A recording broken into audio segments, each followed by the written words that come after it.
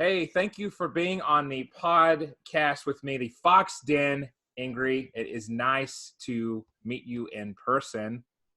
Hi, Jeremy. Thank you so much for having me. I'm excited to be here. Yes, Ingri Pauline. So is your name German in origin? Yes, it is very German, and I speak German. So, yeah. That's awesome. Okay. Yeah. All right. Woman of talent here. So talk to me about, and for the listeners, you run an awesome account here at Ingri Pauline, which it's awesome that your name was actually available like that. How about that? There aren't a whole lot of Ingrids. There are a lot of Ingrids, but Yeah, that's true. yeah. So my birth name is Ingrid, but in Norwegian we say Ingri. So my whole like mom's side of my family says Ingri. And then when I lived in Germany for a while, they started saying my name Ingrid, and I'm like, that is definitely not my name. So Ooh, got some harshness to it. yeah, so I was just like working on the phonetic route, and I just dropped the D. And then I was modeling when I was in my early 20s for a while, and it was like exotic, so I kept it. That's great. How's the modeling industry? Awful as usual. Oh, um that's good to model hear. Yeah, it's at least it's consistent. I don't model anymore. It was just never I was born and raised in LA, and I was told I should model a lot. But I really liked modeling, but I do not like the people that are typically in the industry and the way that they treat models. So, and plus I was just sort of born I was born and raised like with the notion that like pretty's great, but it doesn't count for shit, and you need to do something of value in the world. So Wow. that's why I That's did that's that. a great worldview about contribution. That's great. So Hmm. you felt like it was a meat market and you wanted to move into something substantial. Yeah, I mean, I knew it was a meat market, but I was like, I like made some money. It helped me pay for school, and I mean, it didn't get me all the way through school, but like, I mean, it was what it was, and I'm not sad that I'm not in it, but Yeah. yeah. Yeah, I understand that. What inspired, first of all, so USN, talk about that. You're a USN vet. Oh yeah, I was in the United States Navy. I was in for 2.5 years. I unfortunately was discharged because of a medical issue. Ah, But yeah, I was super heartbroken when it happened because I was in the United States Naval Special Operations Unit. I was first aircrew, and then I went over to EOD, which is Explosive Ordnance Disposal. So oh, I just was, that. yeah, just bomb squad.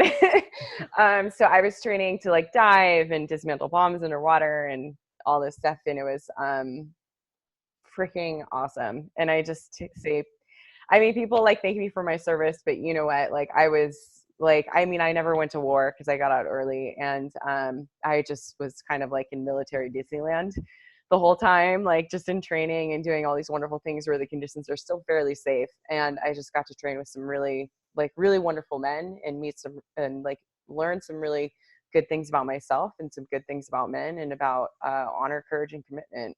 And I'm eternally grateful to that time that I had in the United States military.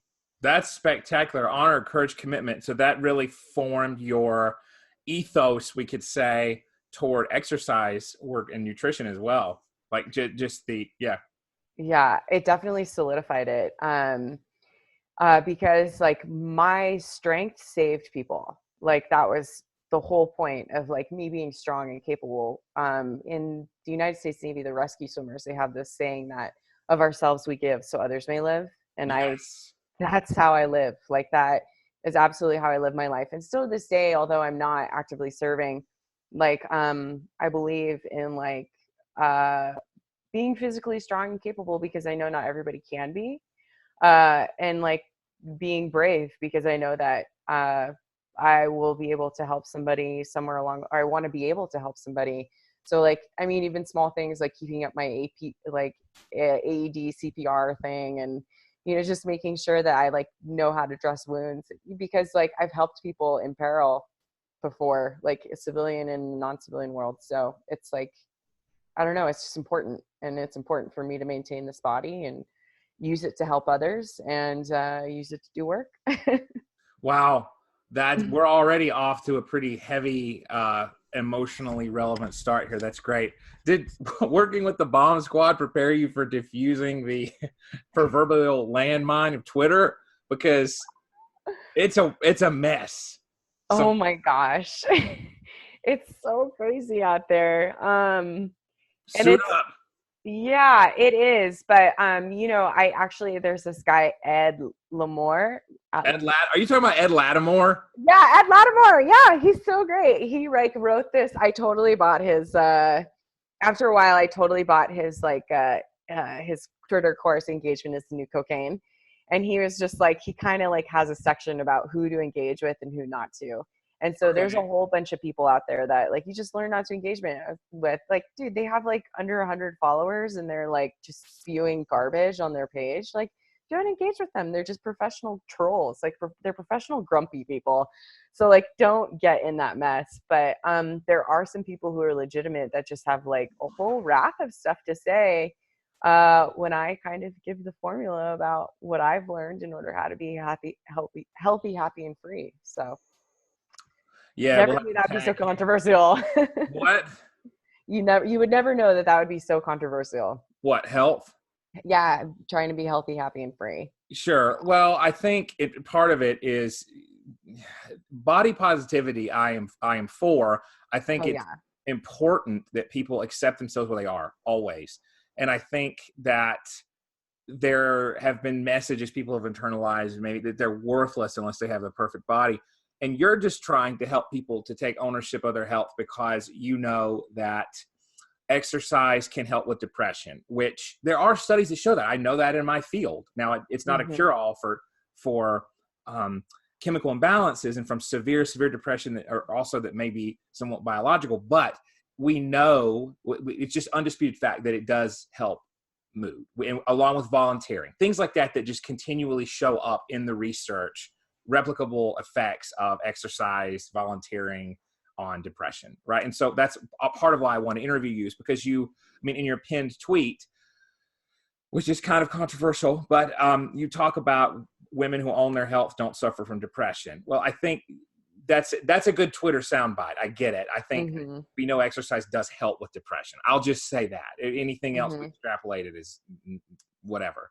I don't own that. But talk to me about any experiences you've had, maybe hearing from people that you've worked with, or any firsthand experience with physical health and mental health and the link between them. Ooh, firsthand experience. Let's just start with there. If you want, I always open it up, and if you don't want, you don't have to. Yeah. So it's not something that I often talk about, although I do think it's important, and I just don't talk about it because I'm not super proud of myself, my actions in the past. But also, if the United States Navy knew it before I went in, I would have been disqualified. But I was a heavy drug user for 4 years when I was in my teens, like 16 to 19 or 15 to 19. And I'm not talking about like I like drank and smoked weed. It was like speed cocaine and heroin, and I was a heavy user. And I got sober. I got arrested. I didn't get arrested. I got rescued, and I got sober. And the one thing that kept me, that I think the only reason why I ever like clung to myself and like really like had a grasp on my own soul, was because I was exercise. I managed to, even through my addiction, run once a week every Sunday. I ran for like a mile or two. Right. I like don't. Yeah, I don't know. I'm just like, oh, like hi, and running down the street, and like all like 115 pounds of me, and I'm like almost 5'9", so it's like that was very skinny. And I would come, and I'd been like an athlete. I had been a water polo player before that, so I was always a very sensitive. So I was always a very sensitive person. Right. But so I used drugs. I went to rehab, got sober, and I was sober for a couple of months before I went into the military. And it was because I managed to run through my addiction that I think I never truly lost myself. And then it was because I threw myself into weightlifting, and I threw myself into exercise, and something that was extremely physically demanding, but also had a purpose that was beyond just me, that I was able to stay, that I was able to be happy and healthy. And I wasn't happy and healthy for a long time. And like, since then, I mean, I got sober in 2006, so it's been a while. Sure. So, but like, even then, like even in the past years, like I've struggled from like depression and isolation and like depressive thoughts. But like, I just reminded myself that I made a choice to be happy and that I was going to do whatever it took in order to stay alive. And like, the part of that is like eating healthy and exercising. And by now, like exercising is just part of my personality. And it's Sure. something that I need to do in order to be a functioning member of society. Right. So, Shoot. yeah. That is, so you have some amazing, amazing lived experience. And so I love that when I talk to guests and they're not just spouting platitudes, right? They're not saying things that they haven't practiced. So Mhm. you encourage fitness because it helped you, like you said, retain that connection to yourself. And when you got clean of substances, the endorphins and the physical activity served as a real counter to getting back into addiction. That's really powerful. It was work. It worked its power on me. That's for sure. Right. And I remember one time I read that the blend of endorphins that's released in your body as you work out is like the exact same blend that's released in heroin and opium. And I was like, well, that makes sense. Wow. Like, Yeah, I did I'm not just know. gonna, yeah, yeah. Okay.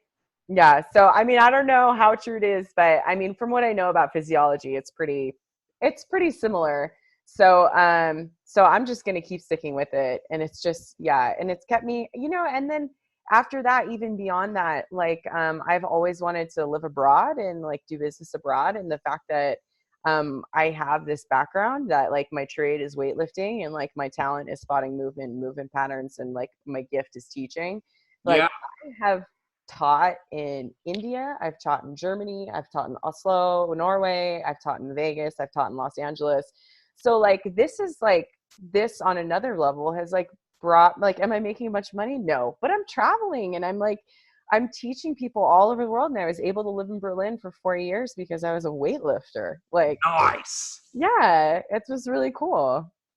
That's pretty impressive. Where was your favorite place that you've traveled? Oh Or man. even top places? I mean, Berlin.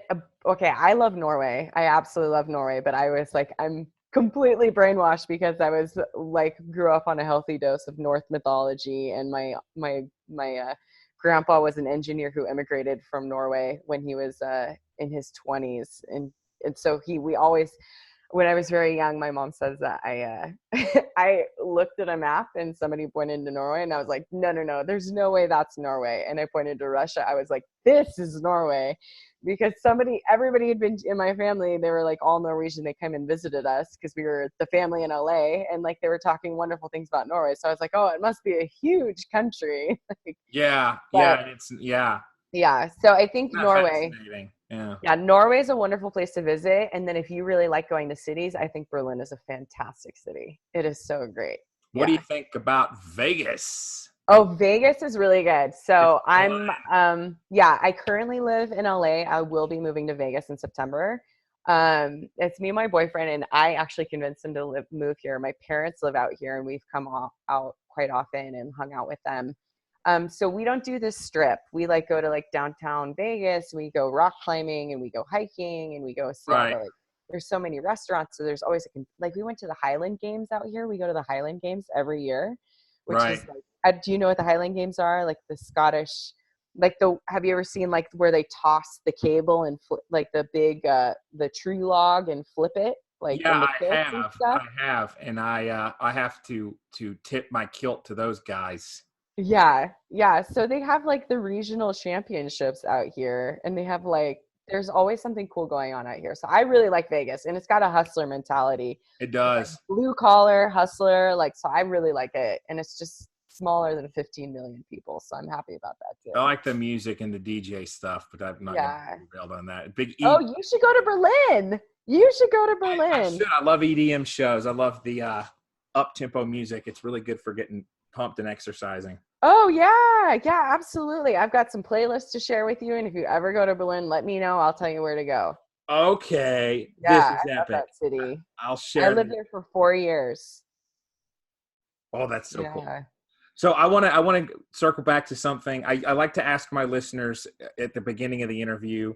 Apparently now it's like 14 minutes in. This is what happens. I get caught up in these amazing stories with hearing guests pass and stuff. But what if you could meet three people, living or dead, anyone?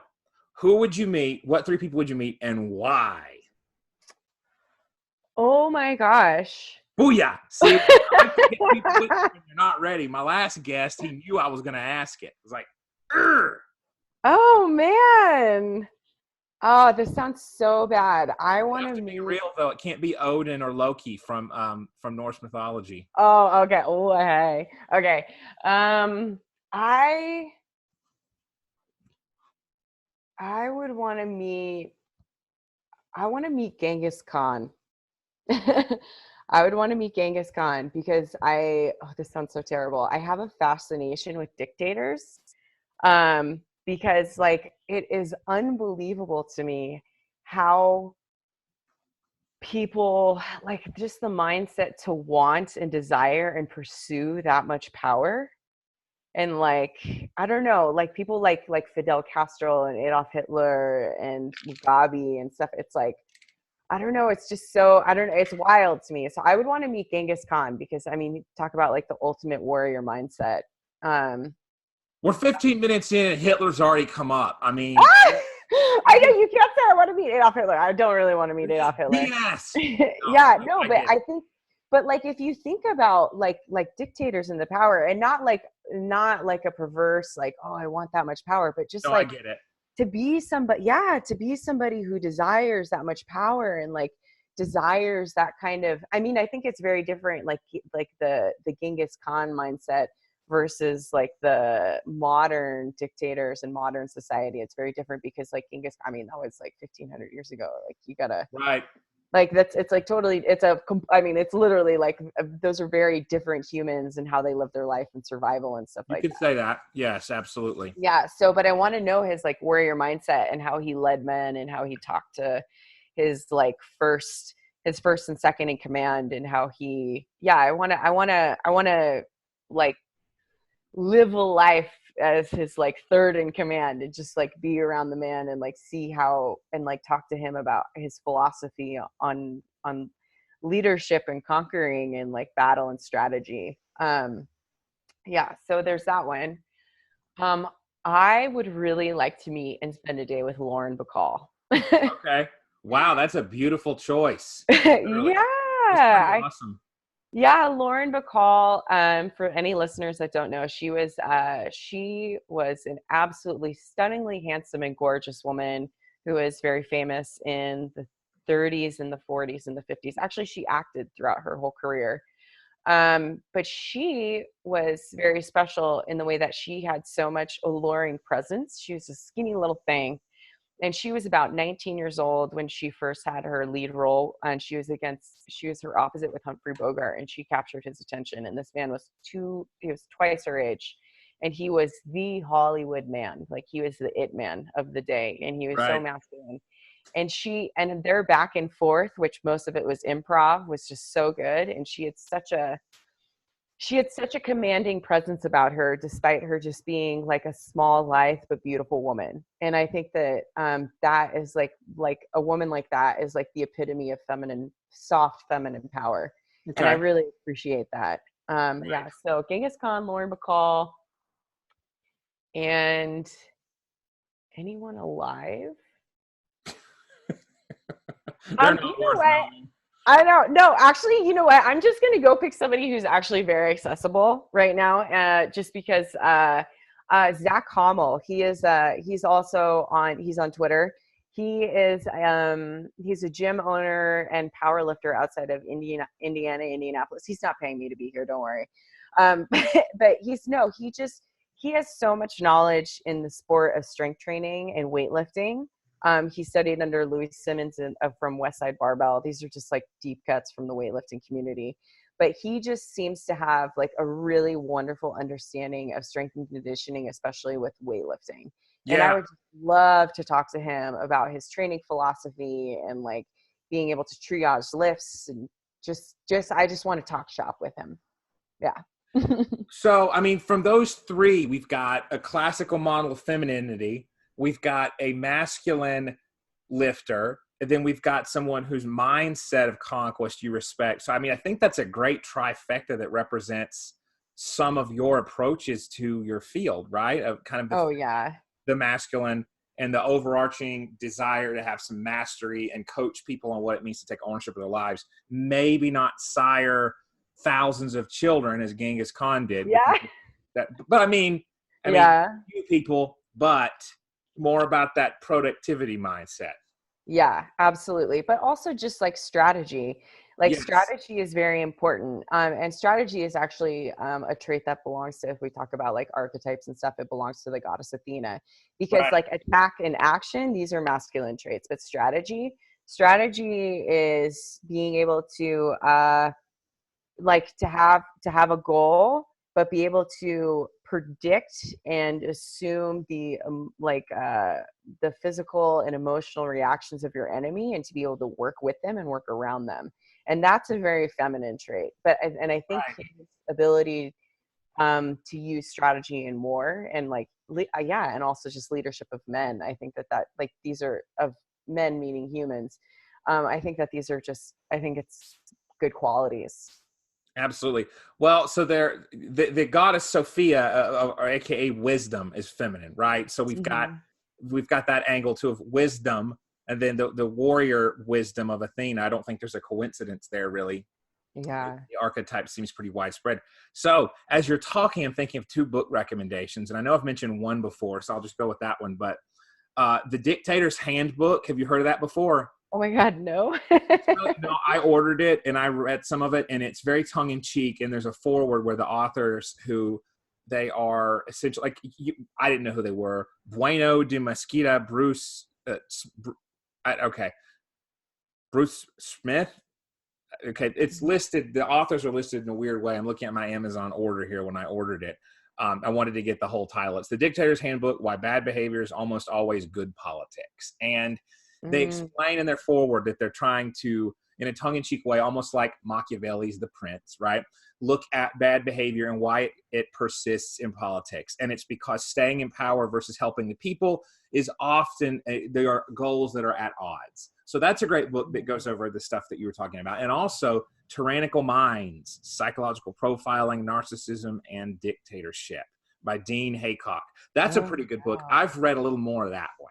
And I have to say, it goes into the diagnostics criteria for narcissism, for psychopathy. Well, now it's antisocial personality disorder. But you know what we used to look at as psychopathy. You would really like it, Ingri. Oh yeah, I'd love that. I'll totally check those out. I'll send you the links. I'll send you the titles, and I'll put it in the podcast description, because there are a lot of people, including myself, who find it fascinating to look at what makes what makes these personalities tick. And I think one of the reasons may be, and you can chime in if you think this is right or not, I think the further we get away from people who had a singular vision and were very driven, and we get into this culture of thoroughly saturating distractions, that we wonder how people could be so focused, right? We see everyone around us typically is kind of offset and distracted by something. And even ourselves, it's so easy to grow distracted and diverted in our attention that we think of these dictators who are certainly not admirable for nearly anything, but they do have a singularity of focus that seems fascinating. Yeah, absolutely. Absolutely. I mean, like, risk of talking about Hitler again. I mean, that guy was democratically voted into power at a time of suffering, you know? And like, he just promised so many good things for Germany. And in fact, like, oh man. No, look at it. I know, it's slippery. I'm walking on a slippery slope in a public forum because people can totally misconstrue what I'm saying. But like, you know, the organizational system that we had for public transport, how we like design modern cities, were based on innovations from his people. Well, yeah, I understand what you're saying. I didn't know that, actually. Yeah. And so it's like, but like people in power can also inspire great things out of other people. And like, so it's, so like, I mean, the mindset is fascinating, right? But yeah. I do understand. No, and a disclaimer, we're just talking about the mindset here. I get it. I mean, this bizarre phrase, Mussolini made the trains run on time. You ever heard that? Mm-hmm. So, I mean, Yeah. it's like, so Benito Mussolini, the really rabid, unbelievably brutal dictator of Italy, fascist Italy. I mean, there's that's the hyper order masculinity side of things, right? And that can really go off the wall. Um, a lot of medical breakthroughs, sadly, that people know now about blood clotting come from the negative German past of World War II era Nazi Germany. Yeah. Like, Yeah. it's a philosophical issue of, do you take that stuff, the fruits of it, is that condoning it, or are you using it now in a way to understand that so that patients don't die? And I leave that to Yeah. listeners to think about. But Yeah. it's very ethically dubious stuff. So I actually have something very important to add to that. When I was in please, going through rescue swimmer school, we learned a huge portion of our training was to learn how to rewarm people from being in hypothermic or semi-hypothermic wow, states from okay, to rescue them from the ocean, right? So we had to learn how to rewarm bodies, and we had to learn how to keep people like warm and safe, and like not to do it too quickly, or like right, too slowly, like how to, like who is going to survive, like what kind of swim, like when you triage a crash site, who to save first, sure, because like based on who's been in the water, or like because especially when it's like sub-zero temperatures, like you have to act quickly. And somebody who's been in the water 17 minutes versus somebody who's been in the water 11 minutes, like, of course, you're like, no, we're going to save the one who's been in there longer. It's like, yeah, that person's already dead. Like, they might be still alive in these next 2 minutes, but like, literally, like, we can't save them. You need to save the person 11 minutes from now. And so it's stuff that's like, you have to make incredibly hard decisions at a time of crisis. But I wow, found out that what we had, like, I was like wondering about, like, how do we know this?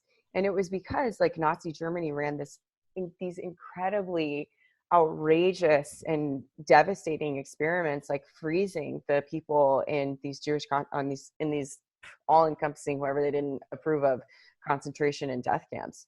And there was actually a professor in the University of Duluth, Minnesota. A lot of men were dying from hypothermia and like overexposure ice fishing. They would fall wow, into the water, and yeah, they were ice fishing Minnesota. And so this university professor, he was trying to create a PSA and distribute a public handbook about how to rewarm your friends after ice fishing, but he needed access to this incredibly horrible, quote, scientific data that that the Nazi scientists ran, because you can't do these experiments on people. You can't even do them on volunteers, because it's like incredibly irresponsible of you as a scientist to like put people in such life-threatening situations just in the name of science, right? But Nazi Germany was absolutely, crazy enough to do it. So he found that in order to work with this material, he had to petition his case to it was like the Jewish Ethical Commission, the Jewish Ethical Society, like the people who kind of governed over a lot of these like ethics issues having to do with Nazi Germany. And they decided ultimately that they should release the data, because then if and I'm probably going to choke up here, but if they did not release that data, if they didn't let him use it, then all those people who died in these experiments just died in vain. Then their death helped nobody. And if they were able to release this data and use it for a good cause and possibly save lives, then thank God they did something useful for all their suffering. And I God, think that's a really important lesson. wow, that's extremely sobering. I think that's just spectacularly morbid to think about, but Yeah. the redemptive quality of that work and saving future lives is Yeah, isn't it? It's like, we like to think that the world, like in talking in politics, like we like to think that like one side is red, blue or red, black or white. But you know what? Like really, when we talk about the question of morality, it is so much more complex, and context is everything, and you never know. Yeah, like it's so crazy to yeah, think about. context is king, and we really never know. I mean, Twitter is wonderful to connect people, and it's helped me meet people like you and others who are just great voices, whose stories can inspire so many people. And also the short form posts and even threads don't suffice to communicate context. Yeah, absolutely. Absolutely. It can be very dehumanizing, depersonalizing. People can find it so easy to argue with an avatar and a few words, right? Like a little image and some words. And it's not like a debate where you're seeing in real time someone's reactions and empathizing with that right brain empathic function. You're not, it's just the left brain logic side and then some anger thrown into the mix for good measure. And we miss good conversations because of that, I think. And that's one reason I like to interview people and do podcasts, is because it really expands on the narrative in a way that you can't do with just the short form little Yeah, tweets. absolutely. Absolutely. And like, plus, like, dude, my thumbs are like, I cannot, like, I can't sit there and like type, like, I can't waste so much of my time typing all this, because it's just No. like, you have to have real discussions. You have to have real discussions. And actually, my boyfriend and I, we're very good about once a season, just about, we throw a little party, a little soiree called Whiskey and Philosophy Night. Ooh. Yeah, yeah, Okay. absolutely. And it's sometimes we get very philosophical, sometimes it's just casual conversation. But the whole point is that you're talking. And the whole point is also like, dude, if you get offended or you get outraged or you say something just to blow people up, like, you're not invited back. You know, like, this is a time for open minds and open, and it's been such a joy.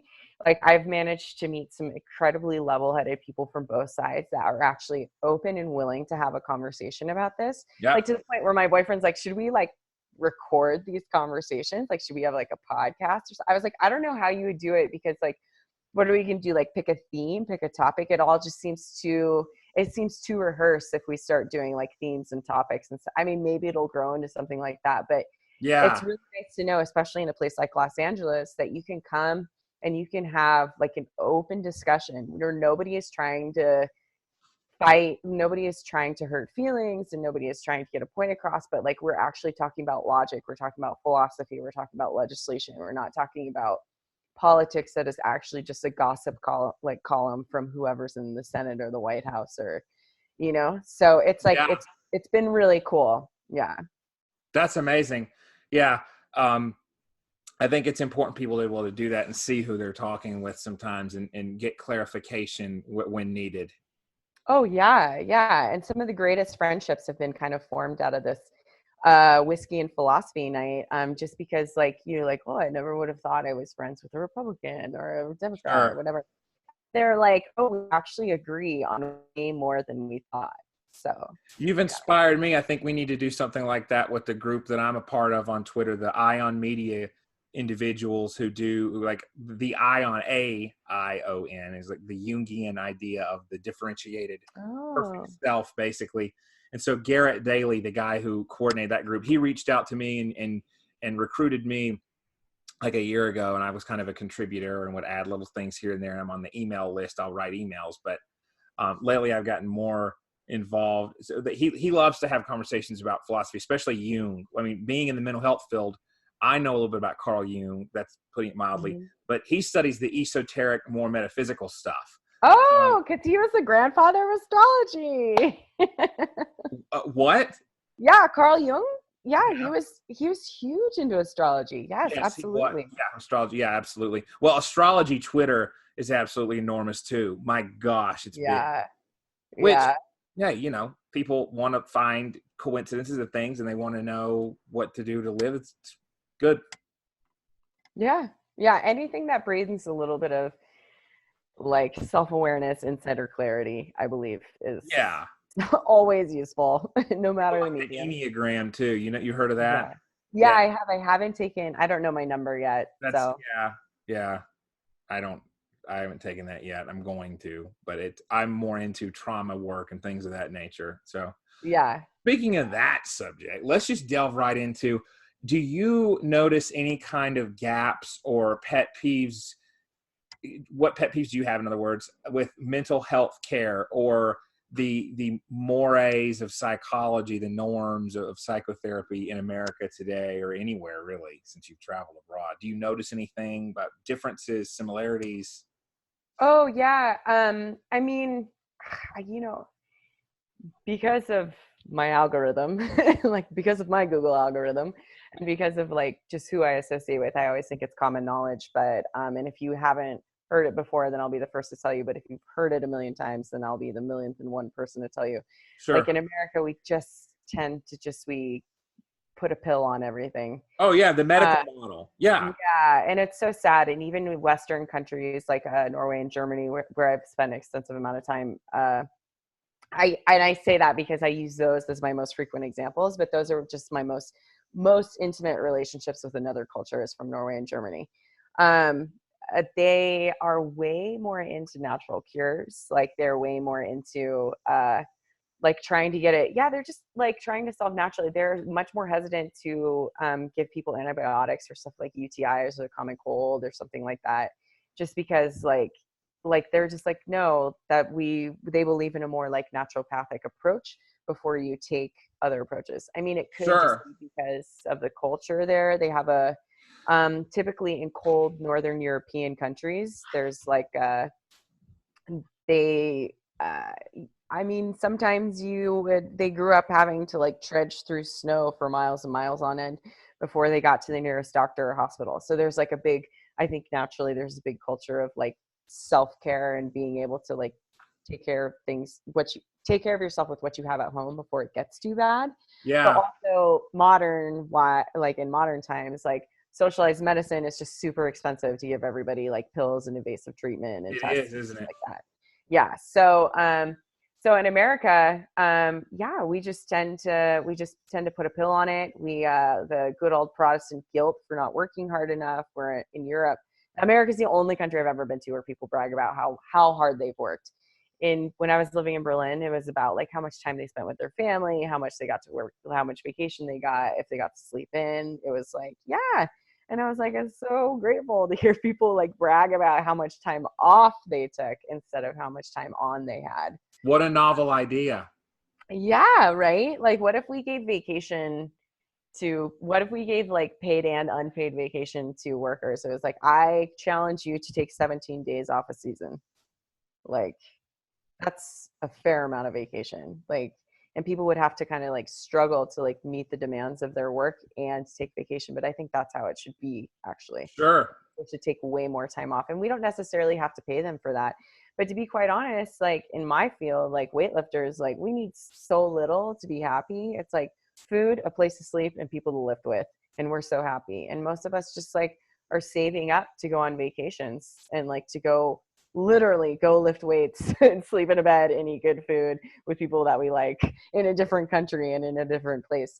And it's like, why can't like if you I truly believe, and I've seen it over and over again, that 99.9% of people will take less money for more time off because it actually means a higher quality of life. So, yeah. So, I mean, that's just, yeah, that's my critique. I tend to stay away here in America. I tend to stay away from like doctors and therapists and stuff like that. Therapy has greatly helped me, but now I'm at a point in my life where I like do a lot of writing and purpose, but I also make sure that I have an open dialogue with my friends and my family and my partner, so that I am able to like just have like normal, expressive, communicative relationships and talk to wise people whom I look up to, but with problems in my life, and like make sure that I like kind of do a lot of like introverted self-reflection and get to the root of my problems. Well, I mean, journaling is therapeutic. We know Yeah. that. And Wait, that being said, I have a lot of tools in the belt because I went through rehab and I went through therapy. absolutely. So And the measure of success yeah. is if you can, I tell clients, I have what, at most an hour a week with you. And Mm-hmm. the real change is going to happen if you mobilize what we learn in here into those other countless hours beyond what we have. And so clearly you've done that. Journaling is therapeutic. Interpersonal efficacy. I mean, talking to your partner, talking to others and working things out, that is the nature of therapy and what we want people to have coming out of it. So, I mean, that's just perfect. And now taking it on to others, that's a huge thing. And that's really, that brings me to the idea that people need different approaches therapeutically. And I went to a training last year by the lady who started this man therapy campaign here in Colorado, where I live. And one of the things she distilled down a bunch of different things could be helpful for men when you're counseling them. And one thing is they want to learn tools that they can take to others. Well, why is that? Because there's not the pity component, right? There's the empowerment component of I'm helping you and now you can take this out in the world versus you're broken and I'm going to fix you as the therapist, which is disempowering on so many levels. But yeah, totally. Yeah. Powerful stuff. Did you and your dad ever, so for listeners out there, I briefly kind of looked at your recent tweets. You and your dad went on a recon mission to find German brats in Vegas. How did that go? Yeah. It went pretty well. There's a picture on my Instagram. It was a Friday. I was wearing a Hawaiian print dress and he had his Hawaiian shirt on. We had our hats. I'm pretty close with my dad. That's good. My mom was a breadwinner and he raised me. So yeah, so we went on this recon mission. They moved out to Vegas a couple years ago, and where we grew up, there was this German butcher. My dad is the Deutsche Phil. He's the German. He's Swiss German. He lived in Germany and he taught us German. And yeah, so we actually lived right up the street from a German butcher where he would get his cuts of meat. He would make this special thing, Rouladen. It's this very delicious traditional German dish, and you need a specific kind of butcher for that. And he used to also get like dried sausages, like Landjäger, and these like dried hot sticks and stuff. And he missed those from LA. So we've been doing these recon missions, like checking out all of the international food marketplaces and stuff. And we actually found this place called Tina's Gourmet Sausages just up and around the corner. Yeah. Yeah, I know, right? And the guy there is Ukrainian, and he has food from every country that was invaded by Germany or Russia between 1900 and 1950. Like, no joke. It's like all Eastern European, former Iron Curtain countries and German food. And so it is like, oh my gosh, it's so great to go in there and see all that kind of stuff. But he has more Hungarian sausages. So they're like, my dad says they were a little bit too fatty for his taste. He likes the lean cuts. Oh, there you go. So we're still doing our recon missions. We're probably actually going to go on one tomorrow. But we did find a good German cafe with nice tart sauerkraut. So yeah. That's something.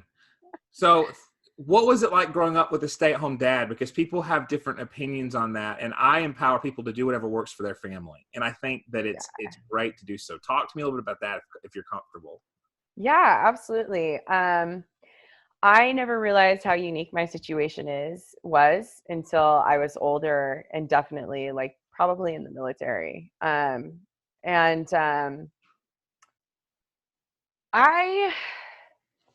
I remember being sort of like I was in the military. We were waking up 3 times a week. At this point in my training, we were waking up 3 times a week at 3:30 in the morning for a 4 a.m. muster for PT, physical training.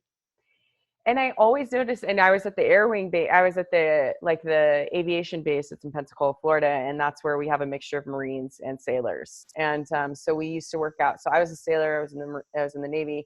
We always worked with a lot of Marines in the Air Wing unit. So I always noticed that there were all of these women, and especially like a lot of female Marines that were like sitting around during PT doing nothing. And I was like, Whiskey Tango Foxtrot, what's going on? And all these, and I was told by one of this, because I mean, I love PT. I used to just like run circles around people, and I would like run circles around the Marines. And all right. Yeah. And I took great pride in that. I also really loved physical training because like it was the military. Like you just embrace the good parts when you can, you know? So I asked one of my sergeants about this, and I was like, what's going on with these women over here? And he's like, oh, they're all LLD, like light limited duty. And I was like, they're all injured. He's like, no, most of them are getting their period. And he was very annoyed by that. And I was like, what? Like these girls are just like opting out of physical training, something that's so important to what we do here, because they're getting their period. I was like, that would have never flied in my house. And like, I had all of these like epiphanies, just like, I was like, God, I would have never been able to get away. Like my dad would not let me get away with that. Like I could not get away with that. And I realized that like my dad was just like, he raised me like one of the guys. He raised me like one of the boys. I never, I never had girl jobs. I did manual labor, mowed the lawn, moved the rocks, like hauled cement and poured cement, just like my brothers, like helped him with electrical. He, I played sports. He also cooked for us because my mom was gone a lot. So he did, I mean, he was a stay-at-home dad, but he was never mom. He was always dad. So he was authoritative. He was a leader. I mean, he gave hugs and kisses and came to our games when he showed up. He was a wonderful man. But it was just, I was raised with a strong male presence. And I was raised that just because I was a woman didn't mean that like I couldn't or shouldn't do anything. And I literally never heard like, because you're a girl, or like girls don't do that. Like I just heard, because you're a part of this family, you're going to do this. Like, and that's it. Like I literally never ever thought about like gender norms. Right. I was going to say, you weren't limited by gender stereotypes. No, it was whoever was available to work for a family. Like my mom was a doctor, and she was working all the time. She didn't have time to cook or clean. And like when she did, like, you think she wanted to? Like she was like, everybody's like, oh yeah, your dad married well. It's like, shit, my mom married well. Like my dad, like he taught us how to scrub toilets and do the laundry, so he didn't have to do it. But he also like, he cooked for us. He picked us up from school. He made our lunches every day. He came home. He did the bills. Like he did everything. Like he took care of my mom, and like, so all my mom had to do was go do the work and come home and enjoy time with her family. Wow. So when a family finds a great setup, it's all about communication. It's all about who's going to do what task. It doesn't have to be a gendered thing. Whoever's best at whatever task it is. It's a beautiful thing when it works like that. Yeah, absolutely. And like I just had a conversation like literally just before this podcast with my dad, since I'm in Vegas and I'm hanging out with them for a little bit. He was like, I mean, he's got a PhD. Like I've heard it from both sides. Like he's also got a PhD in ancient Germanic linguistics, and he's got his general contracting license. And like with my mom, who's a physician, I remember in a conversation with her before, she said that she was like, yeah, I think it was really important to your dad to like go back to school and get his PhD, like to make him feel like he too was a doctor and he had the mental capacity. He's always been such a philosopher, and he's he's incredibly smart. And then like talking to my dad, like my dad said, he was like, like when we first got married, like I was making more than your mom, because we were talking about finances and money, and like my boyfriend and I were talking about our future and stuff. And so he said, when we first got married, I made more money than your mom, and we tried like joint, like separate bank accounts, but we never had enough money. And then like our earnings switched, and then I got injured and couldn't work. And then, and then your mom, we had kids and things changed. And he was like, he like said flat out, he's like, I earn no money. I bring nothing to the table as far as that's concerned. He's like, I'm not ashamed to admit it. He's like, I'm not ashamed to admit it. I bring great value in other ways. And I just looked at him and I was just like, on my inside, I was like, fuck yeah, you did. Like he built my mom 3 houses and raised 3 of her kids.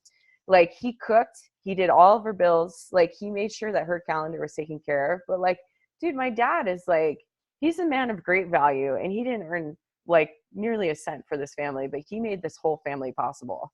And like, I think that's amazing. And like, and it doesn't matter who is it. And like women need to realize that too. Like you can make your whole family possible. Like, listen, do you know how much money you can save if you just have like a freaking one toolbox and a drain snake? Like if you can like fix a shelf or know how to turn off the water or unclog a drain, like you can save empowerment.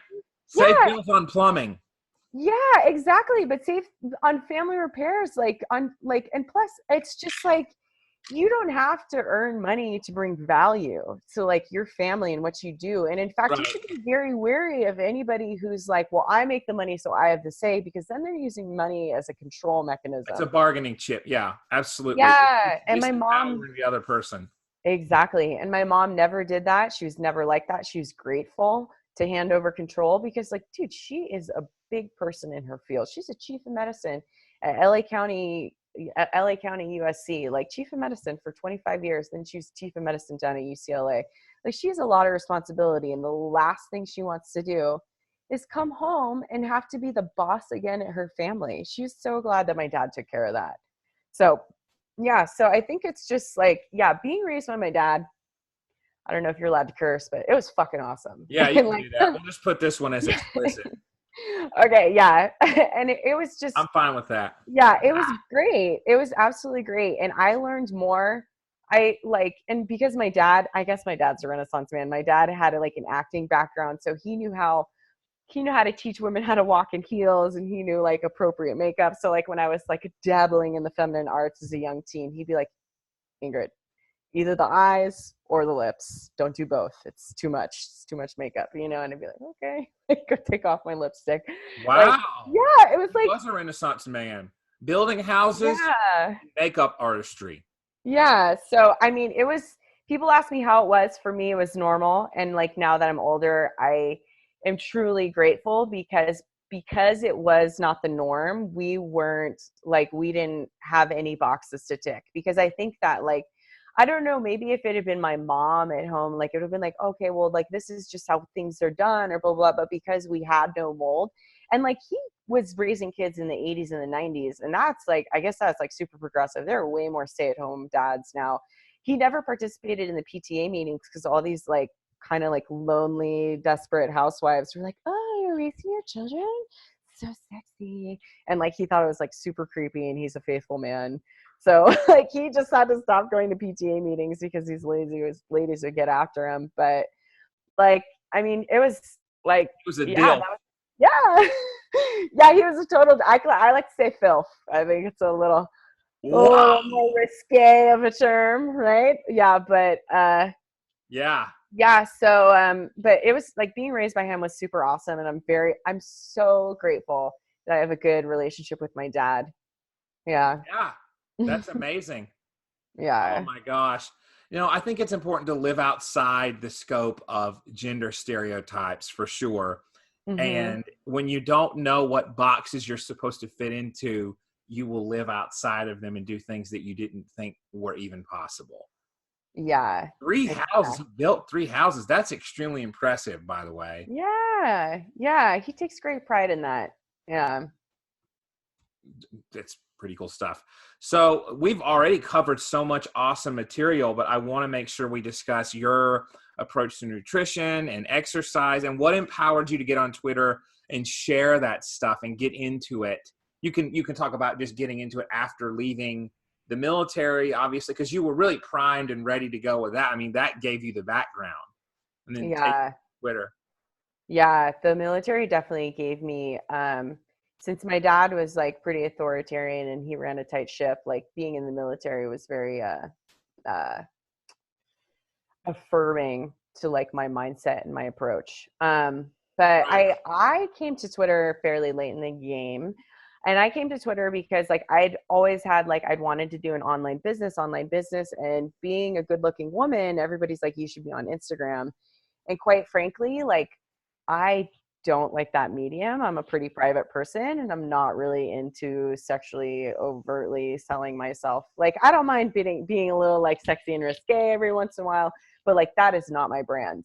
Like, Right. that is like, because like, it's just not like, women have many other qualities. Beauty is one. And like, you don't necessarily have to be sexually overt in order to be alluring or in order to be powerful as a woman. Right. Agreed. Yeah. So perspective, and I agree that women have the right to do either one, and it's valid for you to do that. Yeah. Yeah. And so like, I just couldn't get into this like working out in booty shorts with just my sports bra on, or like just butt shots and stuff like that. And I just found it really overwhelming. And I think the platform, especially for young women, is very tough because like it also perpetuates the cycle of like self-comparison. I mean, now I know enough about social media that I can like sort of curate my own message, but I was just sort of like, I don't know, Instagram. And then like when I was trying to get into it, and Instagram changed their algorithm, and it was just like, I can't do this. I don't know. It's too overwhelming. It's too overwhelming for me right now. Sure. So I actually know Alexander Juan Antonio Cortez. I know him as just Alex. Oh yeah, We I interviewed him for my podcast. Yeah, he actually we kind of go way back. We worked at West Hollywood Crunch Fitness together in 2013. Wow. So, yeah, and so I knew just from being around meatheads for a while and from being around men I was like, this guy's different. Like he's got a really unique approach. And then when I started hanging out with him longer, like I found out he was a dancer and like he was so wordy. He's always been very philosophical and thinks about things. And of course, I love that. Like I think that's like I love conversing with people who just think too much about stuff. It's wonderful. Tell And me about it. It's good yeah, stuff. it is. And he so I just sort of we just sort of like loosely stayed in touch over the years. I was in Berlin and I kind of followed his work because he was writing for a couple of weightlifting blogs that I followed, and Right. so I just kind of stayed in touch with him. And then I just saw him achieve great success through Twitter. And I was like really inspired by that. And like when I got on Twitter, I was just sort of like a voyeur for a little bit. But that was the first, like, I mean, that was the first, like, I know somebody who did it. I know it's not that complicated. And I know, like, that was the first one where I truly saw success happen. Like, it was just some person that I knew who was in my position. And he was a great success on Twitter.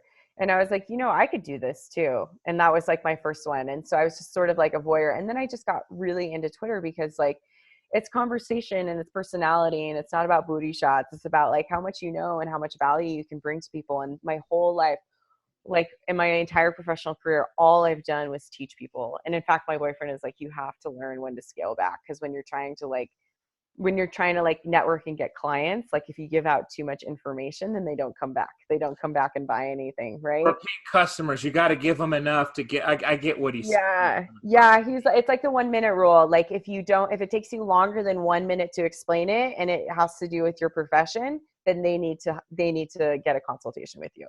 So yeah, so I was That's so helpful to know. yeah, it's a very helpful rule. And because you don't even have to be smooth about it. At some point you're just like, yeah, this is like a lot complicated. Here's my card. Why don't you just give me a call? We'll set up a consultation or a phone call and we can like figure this out, because this needs a little bit more help than I'm able to give at this time.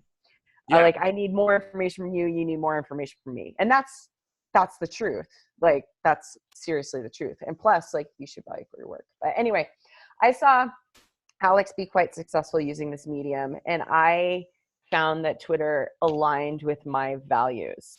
And it was like way more effective than like being on Instagram was too, because it was just such a visual, very shallow society. And then quite absolutely. frankly, Okay. I mean, yeah, I get where you're coming from. yeah. And I wanted to attract and like to talk to people who were readers and writers and thinkers and thought a lot more about life. And so Twitter was just a good medium for me to do it at. So yeah. Absolutely. What energized you to go from military to nutrition coaching?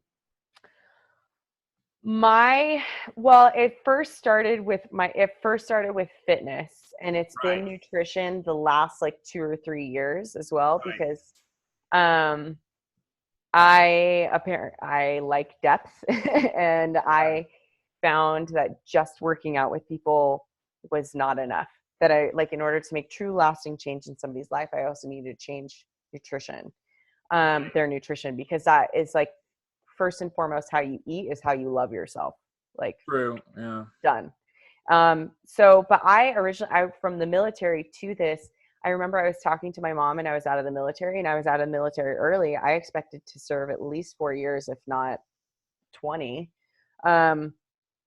And I was like, I didn't know what I was going to study. I knew I was going to go back. And like, keep in mind, like I am also newly sober.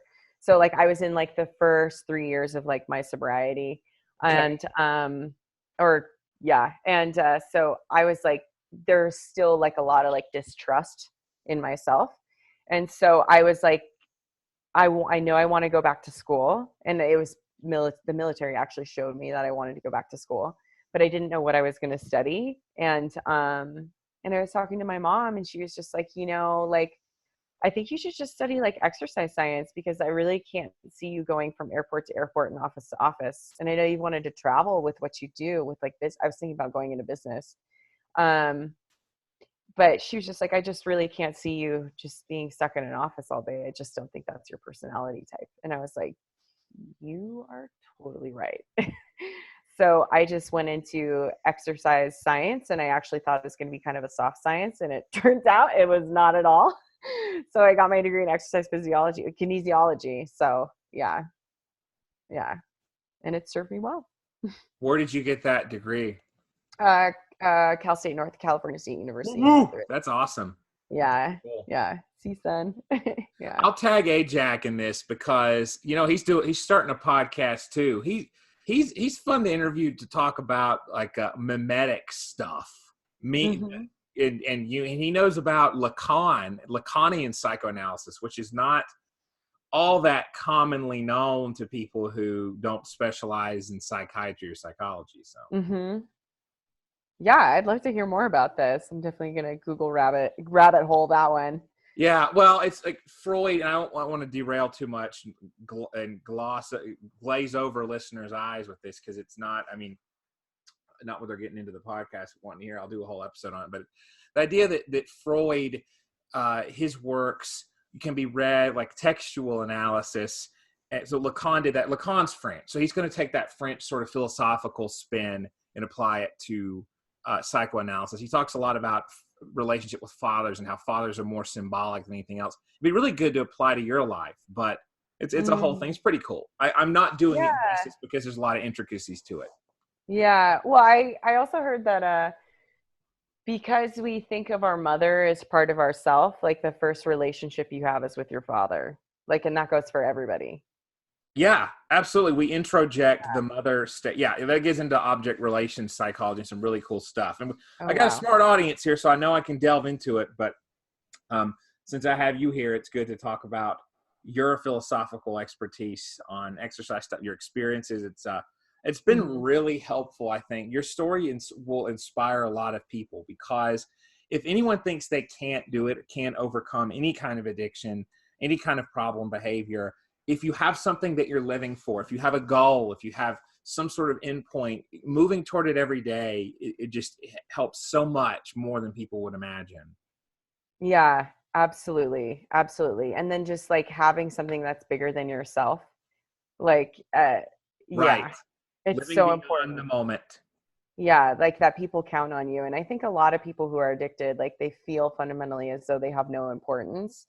And like when you realize, like when you have training that can save people's lives, or like help people greatly, help people save their own lives, when you realize that there's like, and it doesn't even have to be that deep, when you're just like looking to teach people, to like enrich people, it's like, you are not alone, you are loved, and you are important, and you have to chase that. And there's a reason why you're alive.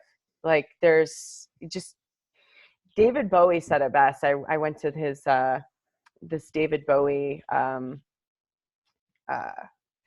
retrograde, or it was just basically his whole life, like in this museum, like all of his songs and his journals and a lot of his costumes and stuff like this. And they started it out with 14-year-old David Bowie, and he said he knew that he was strange, he knew that he was odd, he didn't fit in, and he spent a lot of time alone, he spent a lot of time drawing, and there had been an epidemic of suicide in his family. Like his aunt has killed herself, he had a grandma and a great aunt and like a couple of men on his family, and he knew that there was something wrong, he knew that there was something different with him, and he decided when he was 14 years old to do whatever it takes to express whatever he needed to express in order to not kill himself.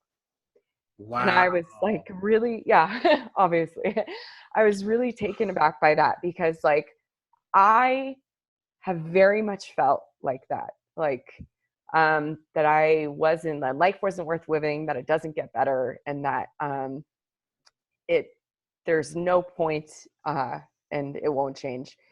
But you know what? I made a promise to myself to express and to do whatever it took in order to keep me alive and in order to not kill myself. And sometimes that's very macabre. And I've learned to like move beyond that thinking. But like, dude, when it gets dark, like just with every addict, with every sensitive soul, and with quite frankly, I think most people in this world, like when it gets really dark, it is dark. And like, just do whatever it takes, express whatever you need to express, say or do whatever you need to do, and like be damned what anybody thinks of you. Like as long as you're not hurting, like you not hurting yourself or other people is the most important thing, and just do what needs to be done, whatever it is. Yeah. Wow, that is a powerful message, and I think people need to hear that more. It prepare for the rough times when you're in the best of times, right? Really Yeah. hone your identity and determine what it is that makes you thrive and what you want to communicate to the world, because you can cling to that in the times of real distress and chaos. Yeah, absolutely. Because like no matter what it is, good or bad, this too shall pass. Yeah. You're living it. You're living Yeah, what I you am. preach. I am. Yeah. Yeah. Wow. So That is so powerful. That may be a good place to wrap up. Tell me if there's anything that you want to share that we haven't touched on, because I think it's a very powerful story here. yeah, we just because of the nature of our conversation, we didn't get too far into nutrition, but really like nutrition and fitness, like how you feed yourself and how you move your body is truly how you love yourself. And if you want to make great strides in like your mental capacity and also like your self-confidence and self-trust and the Well, let's ability to explore take that a care little of bit. yourself. Yeah, say what you Okay. think is important about nutrition stuff. I'd love for you to plug that. Talk about that more. We've got some time. I was just, Okay. yeah, I would just end on a super high note right there. yeah, Yeah, but I understand. Yeah.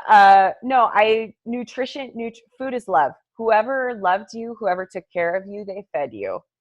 And so when you grow older, and especially if you live by yourself, like you have to feed yourself. So and like we are just discovering, and I mean people have known it for thousands and thousands of years, that food is not only fuel, it is also medicine. yeah, And if you are like it is just to build self-confidence, build self-trust, even just build your skills in taking care of yourself, build your like personal hygiene. Like I'm a big believer in feng shui, like having like making your bed. Like oh my gosh, when I got sober, it was like they made us make our bed, and I have made my bed every single day since October 16th, 2006.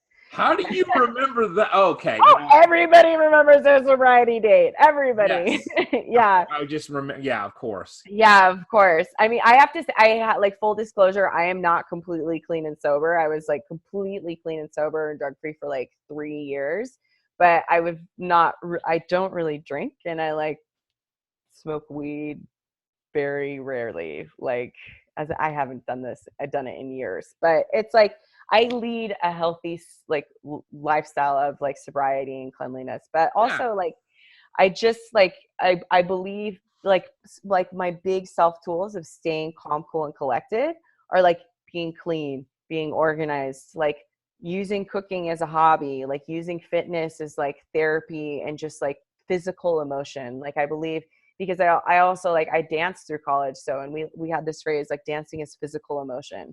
And I believe like even in like when you do like weightlifting or endurance sports, yoga, like it is physical emotion. And you like I'll meet people who just started doing yoga and like their entire like body changes because they're not physically holding on to tension, so then they can't internally hold on to tension. And yeah, so like yeah, so like if you're feeling down if you're feeling down, you're feeling like you're depressed or you're out of control, like take control of the things you can't take control of. Like make your bed, spend 15 minutes a day cleaning something, learn how to scrub a toilet, learn how to make soup, learn how to cook a chicken, learn how to lift weights, like learn how to like just learn some things that will serve you for as long as you're here on earth, and like taking care of this machine we call the body.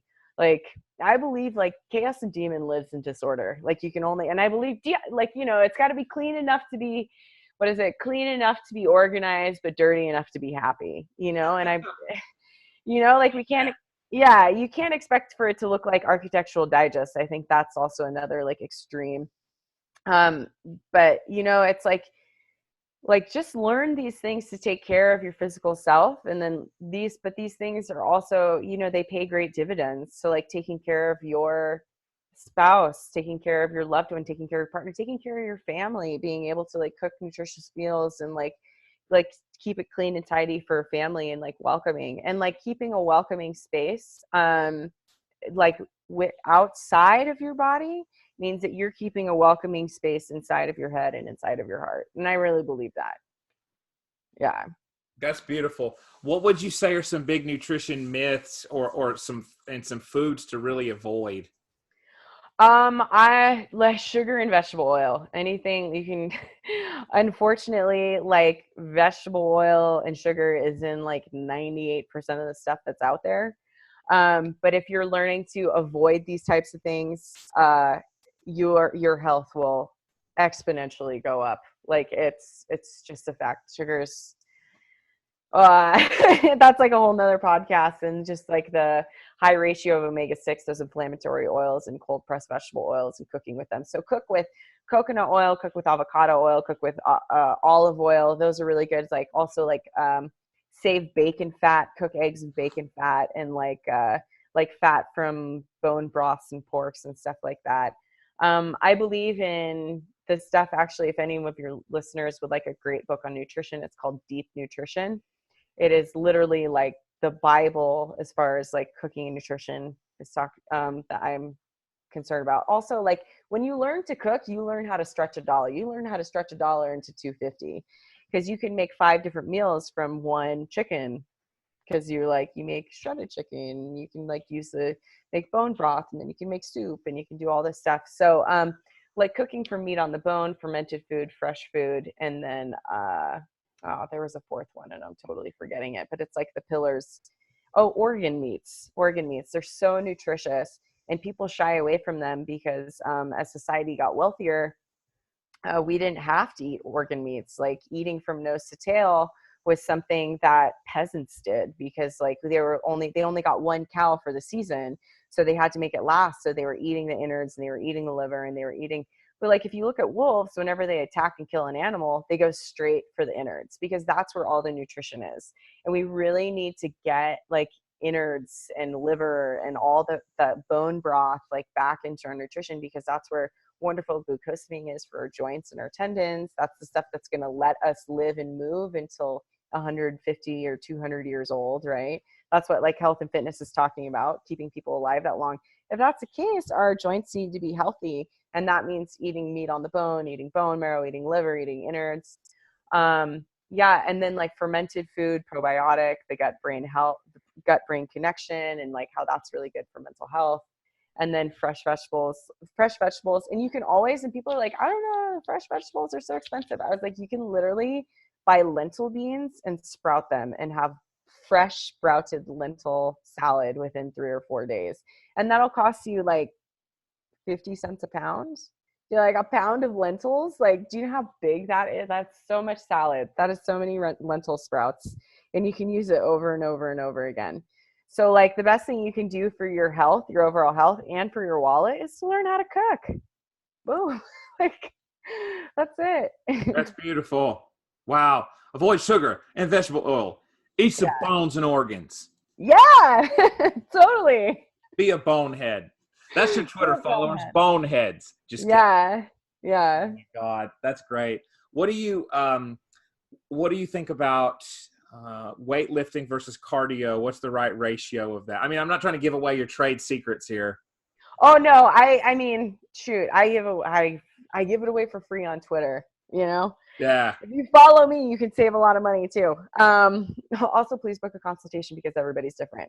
Yes, it is. Everybody's different, guys. So yeah, we all have different time constraints, and sometimes we just need a little bit of inspiration to figure out what the next step is. Yes. Okay. Weightlifting versus cardio. I mean, it depends on what your goals are, obviously. I think weightlifting is superior because most people, if we're talking about most people get into exercise to, quote, lose weight. What they really want to do is change their body composition. They want to grow a little bit more muscle and lose more fat. And even if they're like, I don't want to grow muscle, I just want to change my shape. If you want to change your shape, you want to grow muscle. So most people get into exercise for body comp, to change their body composition. So I believe that lifting weights is like superior as far as body compensation goals are concerned.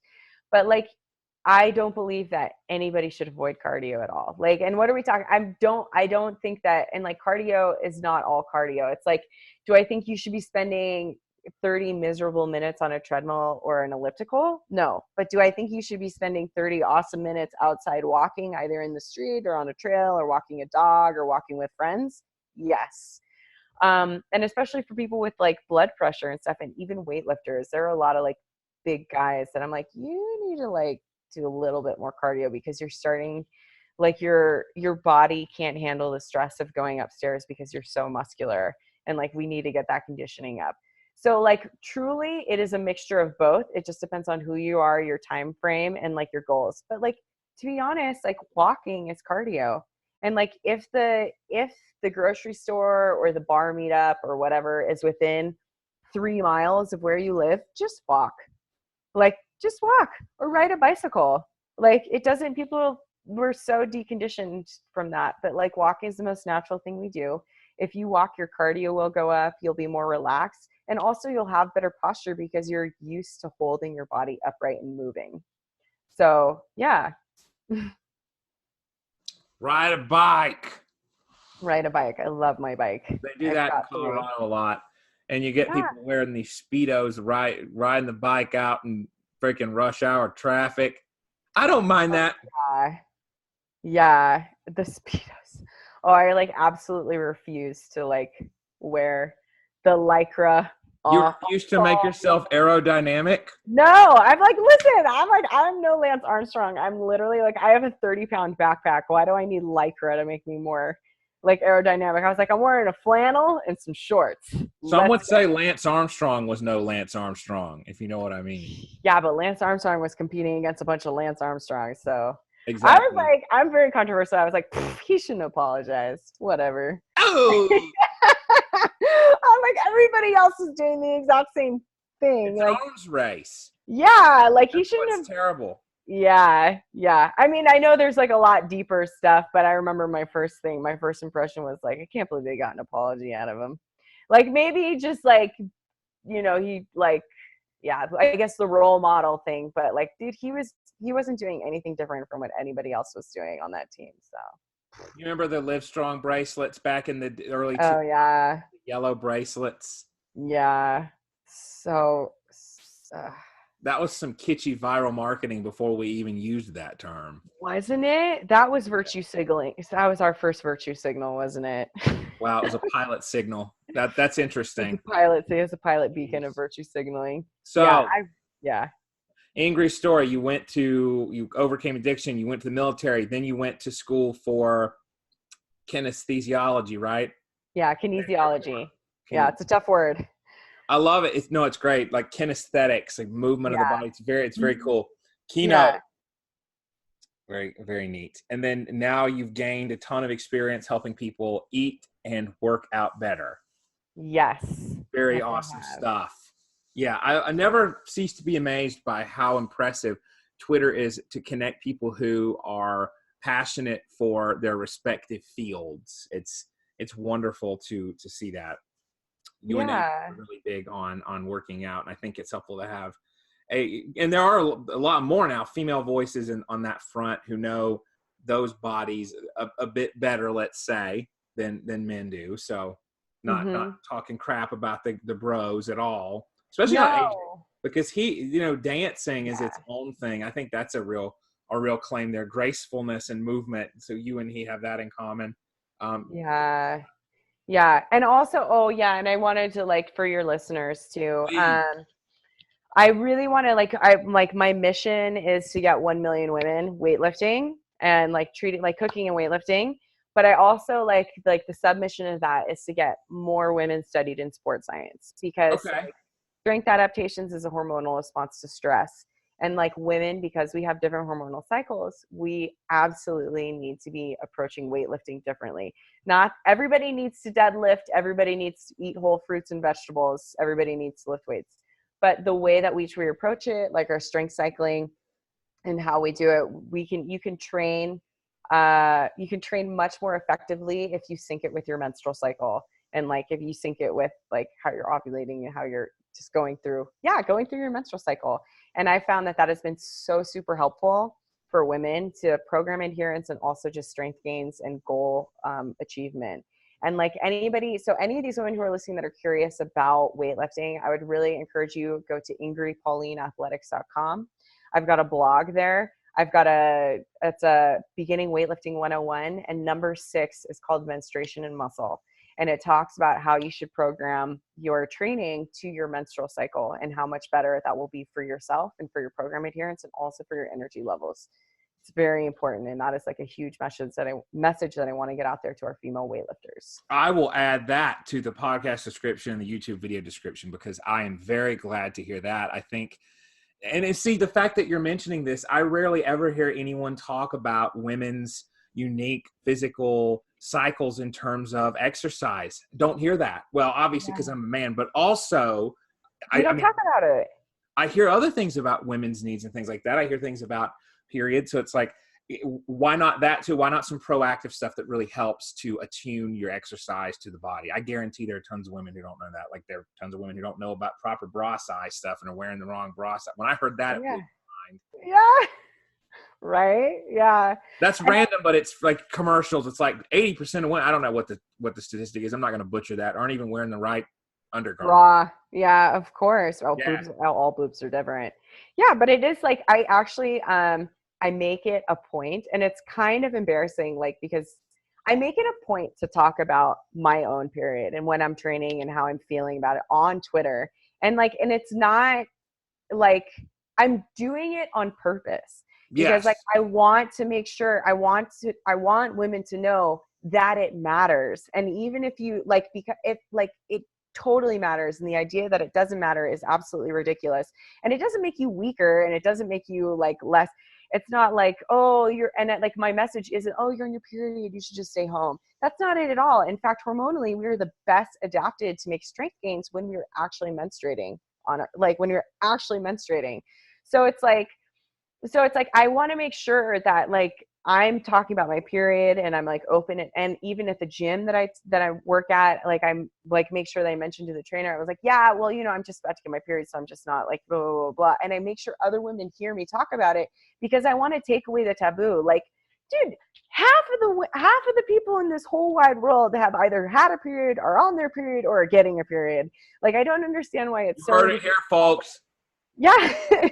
Yeah. So it's like, so women should be talking about it, and women should be able to communicate with their trainers, like what's happening in their menstrual cycle, and trainers should educate themselves in how to deal with a woman and her menstrual cycle. And I mean, we have just so many other cycles, like menopause and postpartum. And I absolutely specialize in stuff like that. But first and foremost, women need to know how to make their cycle matters, that they should honor it, and they should make it work for them, because it's an incredibly useful tool. So I think hearing about it as an incredibly useful tool is going to be very validating for the women who, let's just say, they wouldn't describe their period as that. I know, and it's a shame. Yeah. Yeah, lots of complications there. I hear a lot about this stuff, and it's not awkward to hear about, because as a therapist, it's always an honor when female clients open up about physical ailment stuff too, and aren't inhibited from it, especially as a male therapist. So, I mean, oh, that's good. If nobody talks about it, it's not going to be addressed. And for the women listeners out there, talk to someone who's really, really versed in this stuff. Got one right here on my podcast. Talk to your doctor, talk to people who are in your treatment team. Don't be afraid to, because that's a perfect reframe, Ingri. Half the people are dealing with it. So half the Earth population, I mean. Yeah. But for God's sake, let's not tiptoe around it. Talk about it with people that you're comfortable with, who specialize in it. Another woman, someone who makes it their life's mission, anything like that. So that is a great thing to end on, I think. If you have anything else you want to share about nutrition stuff, because I really want people to talk to you about it and to direct traffic there, because it seems like, I mean, doesn't seem like this is your life's purpose, and you have a lot to share. Yeah. Eat your meat, eat your veggies, and definitely your fermented vegetables. Organs! Don't forget organs! Eat bones and organs. Yeah. What Yeah. besides the liver do people eat for organ meat?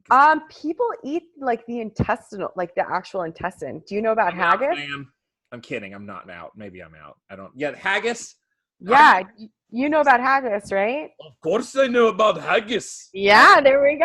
I haven't So eaten for it. the listeners who don't know, it's the Scottish meat. It's like it's like a sheep's stomach that's just packed with like intestine and liver, and like it's basically the innards, and they boil it and cook it and serve it.